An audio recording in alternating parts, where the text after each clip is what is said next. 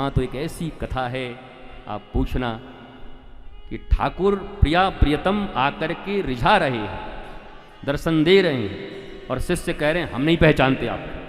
अरे बोला हम ठाकुर जी हैं। बोला ठाकुर जी हो तो राधा रानी कहाँ है? तो राधा रानी को ले आए। अच्छा, तो मोर मुकुट कहाँ है? बोला मोर भी ले आए। बंसी कहाँ है? बोले ये भी ले आए। तो उन्होंने कहा ऐसे 12 आने के मोर मुकुट खरीदने वाले बहुत घूमते रहते, 4 आने में मोर 1.5 रुपए की मुरली लेके गोविंद बनने आ गए। अब तो ठाकुर जी को लगा राधा रानी भी बुलवा लिया, और फिर भी नहीं मान रहा है। ठाकुर जी पहली बार गच्छा खाए थे जी, कि बताओ, एक तो राधा रानी को बुलवा लिया हमसे, हमने विश्वास देने के लिए बुला लिया, और अब कहता है ये लीला वाले ठाकुर बहुत घूमते रहते हैं, हम नहीं मानते। बोला कैसे मानेगो? बोला हमारे गुरुदेव भगवान जब आकर कहेंगे कि यही राधा कृष्ण है तब सुनेंगे। शरीर नहीं है गुरुदेव, यद्यपि कभी कहीं जाते नहीं वो। जब जनाबाई के यहाँ, मीराबाई के यहाँ कबीर पहुंच सकते हैं, जब उनका शरीर नहीं था तो संत कहीं जाते नहीं, गुरु कहीं जाते नहीं, आत्मिक रूप से तो रहते ही हैं। उन शरीरों से भी शिष्यों को कई बार दर्शन। हमारे यहां तो कथाएं भरी हुई। और जब वो महाराज गुरुदेव भगवान प्रकट हो गए, और प्रकट होकर के प्रिया और प्रीतम को अपनी गोद में बिठाया, और शिष्य से कहा आंखें खोलो।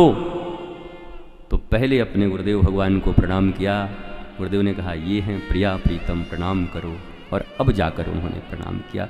यही वृंदावन की भूमि है, यही माँ के बिहारी की भूमि है, जहाँ गुरु शिष्य परंपरा का इतना महत्व है, आप मिटा नहीं सकते। लोग कहते हैं गोविंद की भूमि है, मैं दावे से कह सकता हूँ वृंदावन तो गुरु शिष्य परंपरा की भूमि है। यहाँ पर तो गुरु और शिष्य की, गोविंद तो है ही, कृष्णम वंदे जगत गुरुम, जगत गुरु ही श्री कृष्ण है। कृष्ण से बड़ा कौन है? हमारे नंदन से बड़ा कौन है? हमारे गोविंद से बड़ा कौन है? हमारे नंदलाला से बड़ा कौन है?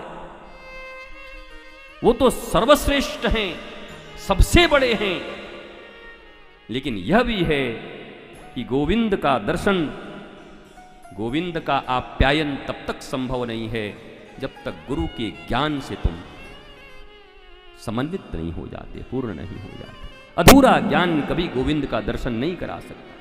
कर सकते हो विग्रहों का दर्शन, विग्रह दर्शन और गोविंद दर्शन में बहुत अंतर है। करो तुम विग्रह दर्शन। समस्त विग्रहों को रखकर रावण भी पूजा करता, कोई विग्रहों को मिटाया नहीं था। रावण ने यज्ञ करता था, सुंदर यज्ञ चल रहा था, कितने यज्ञ होते थे, हवन होते थे, संध्या करता था, वंदन करता था। लेकिन केंद्र जगत था, जगदीश नहीं थे। नहीं तो सामने राम खड़े हैं, मानने को तैयार नहीं है।